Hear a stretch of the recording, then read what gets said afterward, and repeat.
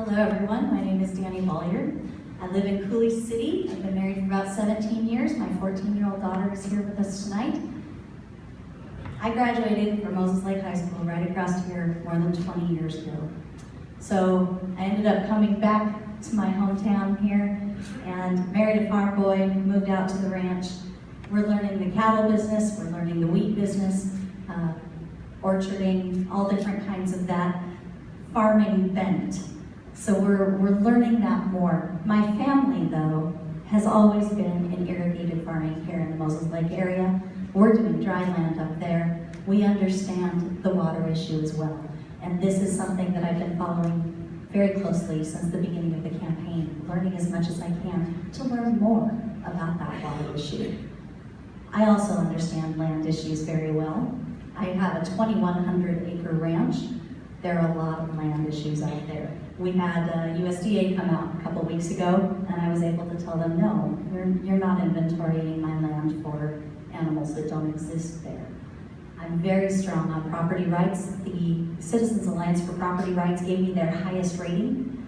They believe that I am going to be able to defend you and your property rights at the state level. My third issue comes down to overregulation of all kinds.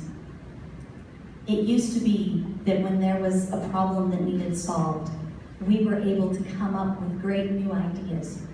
We were creative. We had the ability to think outside the box and do new things. We are so regulated today, we can't move. Tight, hemmed in on all sides. I think there's a lot of things that we can do at the state level that will begin to change that, to roll back some of the regulations that we don't need. Yes, as someone said earlier, we do need government, but we need a government that allows us to move within that framework and come up with those new ideas again.